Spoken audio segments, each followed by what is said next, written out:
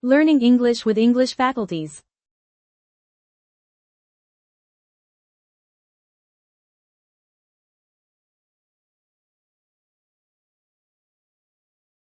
Hey there, young learners, and a big welcome to all the parents and helpers joining us today. I am absolutely thrilled to have you here. Today, we're going to slow things down, look really closely, and take on a top secret role. Yup, we are going to become spelling detectives. We're officially on a hunt for some very sneaky letters that love to wear disguises and hide inside the words we read every single day. So I've got a pretty important question for you right up front. Are you ready for a mission? Because we're going to be tracking down letters that are wearing some seriously clever disguises. You see, sometimes letters don't look exactly the way they sound, and it's our job as detectives to uncover their secrets. So put on your detective hats, grab those imaginary magnifying glasses, and let's jump right in. Okay, let's dive into this. Here is our official detective map for today's pattern hunt. First up, meet the long vowels. 2. Long A spelling patterns. 3. Long E spelling patterns. 4. Long I spelling patterns. And finally, number 5, you are a reading detective. Section 1. Meet the long vowels, the vowels that shout their own names. So what exactly is a long vowel? Well, it's simply a vowel sound that literally says its own letter name. It doesn't make a short, quiet little sound. No, it shouts its name right out loud. For example, the long A sounds exactly like the letter A, like in the word acorn. The long E sounds like E, like in equal. And the long I sounds just like I, like an ice. Actually, can you say those 3 out loud with me right now? A, E, I. Fantastic detective work.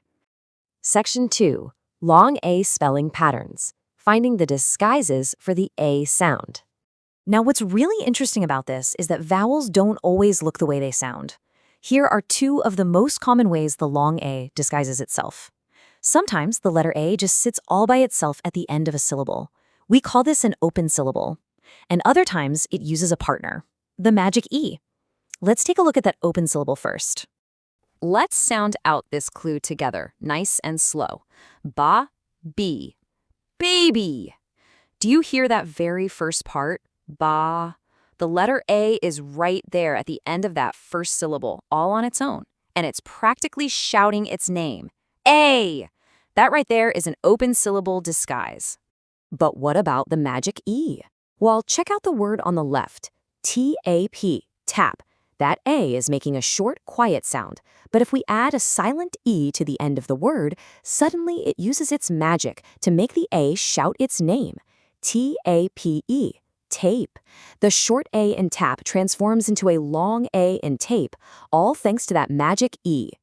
And this brilliantly illustrates the point, side-by-side evidence. On the left, we've got our open syllables, basic, paper, radio. You hear that A, right? And over on the right, the magic E at work, cake, face, safe. The silent E on the very end makes the A in the middle say its name. You're getting totally natural at spotting these. Section 3, long E spelling patterns. Tracking down the E sound. Hold on to your hats, detectives, because the long E has even more disguises than the long A. Seriously, look closely at these clues. Sometimes it's spelled E-A, like in eat, or E, like in see. But it can also be E-Y, like in key, I, like in chili, or even I-E, like in field. Let's break these vowel teams down a bit. Okay, so here are 2 of the most common disguises where 2 vowels go walking together. On the left, we have the E-A disguise. Read these with me. Meat, leaf, peach. Do you see the E and the A sitting right next to each other? On the right, we've got the EE disguise. Feet, tree, bee. When you see those 2 E's together, they almost always shout E. So the crucial point here is that sometimes other letters really like to dress up as an E. Just look at the IE disguise. Monkey, honey, valley. The Y is teaming up with the E at the end of the word. Or look right in the middle. Sometimes just the letter I says E in words like broccoli, chili, and spaghetti. And finally, there's the really tricky IE disguise, hiding the middle of words like thief, field, and peace. Take a look at this visual evidence from our source files. There are literally so many words that use these tricky I, E, and Y sounds to say E. You are all being such incredible spotters today. Just remember, when you see a Y at the end of a longer word like baby or candy, it's very often disguised as a long E. Section 4, Long I Spelling Patterns. Uncovering the I sound. All right, let's look at the disguises for the long I. We've got the letter I by itself, like in child. We have the letter Y popping up again, like in my. We have a kind of strange one, IG, like in high. We have IE, like in pie. And of course, the magic E makes a dramatic return with IE. Did you notice that the letter Y loves to be a copycat? It steals the E sound in big words, but it totally steals the I sound in little words. Let's look at this tiny word together. Let's say it out loud. Spy. Do you hear that I sound right at the end? There is literally no letter I anywhere in that word, but the letter Y is wearing a perfect long I disguise. Now, let's move along and see how this builds with our old friend, the magic E. Look at the word on the left, P-I-N, pin. That's a short I.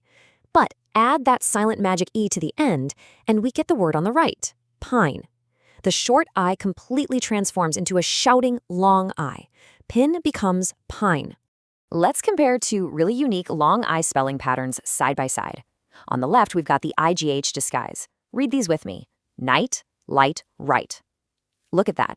The IGH letters usually love to hide right smack in the middle of a word. But on the right side, the IE disguise usually loves to hang out at the very end of the word, like in pie, tie, and dried.